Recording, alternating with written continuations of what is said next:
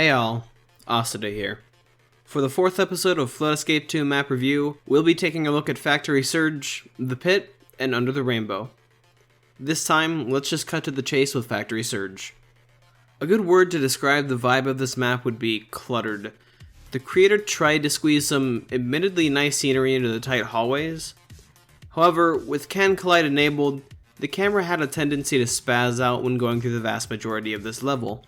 Aside from that, the map itself looks pretty nice. A little basic on the walls and textures and a whole lot of trusses, but it was by no means an eyesore. The water droplets seem to get in the way of the camera a little bit too much though, so an adjustment to those would be nice. As for themings, there aren't a lot of factory-based maps in the hard pool, so it's a welcome addition. An awkward design choice with the map is to have it walled off, but have an open rooftop on the outside of the main buildings, almost like a box, which by no means looks bad, but in the context of the map it feels kind of awkward. The 8-bit music gives a nice tone and a good sense of depth to the map, surprisingly, and it's just sectioned out very nicely. Evidently the map is very well put together, but some clumsy additions hold back some of the design from getting a better score. Playing through this map was very similar to how the design was laid out. Put together very nicely, but a lot of things were added seemingly spontaneously. The use of an early air tank gives a nice twist in difficulty, as missing the jumps in the first main room causes you to have less time in the underwater section. Most of the platforms were standard, but there was a little bit too much of an emphasis on closed off tunnels and the use of cylinders. The underwater section was especially annoying as there were a lot of cramped spaces that were difficult to swim through, and it felt awkward just to go through that section. There's also an overabundance of buttons, as there could have been likely half as many buttons and the gameplay wouldn't have been affected at all. Aside from these gripes, the map was overall fun to play. Smooth difficulty, great incorporation of the water, and lots of varied jumps. When reviewing the practicality of maps like these, it's important to consider all aspects of the level thoroughly, as this category is mainly about how the level would operate if it were actually in the game. That being said, there's not a huge tally of intricacies in this level. Not confusing, but almost non-fulfilling in some ways. The cramped feeling of the map gives much to be desired in the way of innovating shortcuts, and the cramped and cluttered nature of the map can confuse new players. Even if the map style was well suited for Flood Escape, it's still got some hurdles to overcome.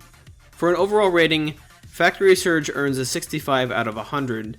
The creator clearly understands how to make a quality map, but a more meticulous care would be needed for filling the walls of this map to be passed on to the real game.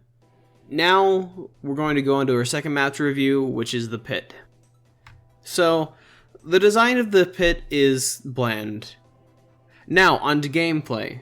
Alright, I'll be serious here. The map really doesn't have much going for it design-wise. The red, gray, and brown tones overpower anything the map would have normally had going for it. And while some of the pipes and platforms are nice, they're standard objects and they can be seen in any level. Normally, standard design maps would be getting a median score from me, but the way this map fills your eyes with bright reds and dark grays just makes it feel blah. The music is good, and the name leaves some to be desired, but it isn't bad. So, I'll be the first to admit that this map is super fun to play. Despite the map seeming just a tad bit easy for an insane map, there wasn't a single section that, after I had memorized the map, was annoying or a chore. However, this brings up the key point, memorization. You're supposed to be able to pick up a lot of Flood Escape maps and quickly know where to go, but the overwhelming amount of trusses that were able to be passed through and the amount of blocked off areas, it was definitely confusing for my first couple of runs. The only other gripe I had with this map was that it was just so short. A longer map would have been wholly appreciated. So when examining this map's practicality, there are two glaring weaknesses with it: detail and accommodation. New players are likely to get lost in the path of figuring out where the creator wants you to go, not where you can go. And even if there are some alright looking elements, it doesn't seem like the map had a lot of effort put into it. It's relatively void of detail. The only major thumbs up I will give is that it leaves a lot of good room for players to blaze through the map. It gives a lot of good platforming variety. So, for an overall rating, The Pit has earned a 63 out of 100. This would normally look really good for maybe a first map, but There's a few things that need to be tweaked about it before it can start to function as one of the better maps. Finally, the next and arguably most requested map, we'll take a look at Under the Rainbow. So at a glance, this map looks very nice. It reminds me quite a bit of Oriental Grove, but it has a lot more depth to it with the cliff faces. The rainbow part of it isn't overbearing, and the green theme doesn't cause a wreckage of the eyes like it did with the pit's red coloring.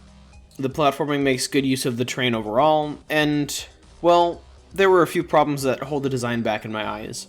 Firstly, the design is extremely similar to both Oriental Grove and the beginning of Infiltration, though it does have some unique twists. My biggest problem comes in the form of some of the theming of the maps, though. If the unicorns, rainbows, and maybe techno aspects of the level were to be removed, there really wouldn't be any difference design or gameplay-wise throughout the map. These elements kind of feel out of place, and they almost feel like a way to shoehorn in the title of the map and the techno music. Perhaps if the theme were a little bit more consistent, then it'd be a much less flawed map design-wise in my eyes. As for the gameplay, everything seemed a little bit boring. There was hardly any platforming whatsoever, less than even most easy maps would have. While it does have some nice correlation with the water, the majority of it was still just walking between buttons with maybe a few ladders thrown into the mix. It doesn't add much variety. The map overall just feels and plays like a dumbed down version of an easy map, what with this glaring lack of challenge overall. Though, two things I noticed about the map that are awkward but I really don't know how to score it. There were long loading screens between loading and finishing the map, and around the exit region there are some blocks that you can walk through. That's just awkward to me. Those can be fixed and they really don't affect the score too much though. Most of the details in this map were aesthetically pleasing, and while new players get some nice leniency with the map's difficulty, the more skilled players are kind of hung out to dry with the non-stop walking in the map. It's not a map that I would see getting into the game at all. For a summative rating of Under the Rainbow, it earned 64 out of 100 in my eyes. There needs to be a lot of overhaul with the gameplay, and better incorporation of some of the themes of the map before it would really start to develop into a great map. Wow, I just started that really badly. While the craftsmanship of the map is rather quality, it's kind of placed in the wrong direction. Well, those are my thoughts on today's maps. Hopefully I won't get slammed for my rather low rating of Under the Rainbow. Do you agree or disagree? Do you have any maps that you want me to submit? Or you have any maps you want me to review? Or you want to just say hi? Leave a comment. I do my best to read all of them. Also, one more thing before I go. Could you guys please calm down? I was barely at 500 subscribers when I released episode 3, and at the time of releasing this video, I'm already above 700. That's a massive increase for just 4 days. I can't thank you guys enough for all of your support, but please just calm down a little bit. I'll be posting my subscriber special this upcoming Friday. As for a little hint, it's going to be quite a long video. Anyways, this has been Occida, and happy map making.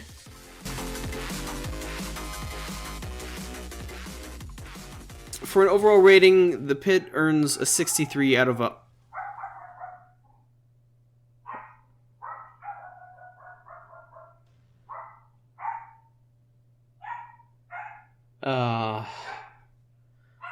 I love it when my dog just starts barking out of nowhere.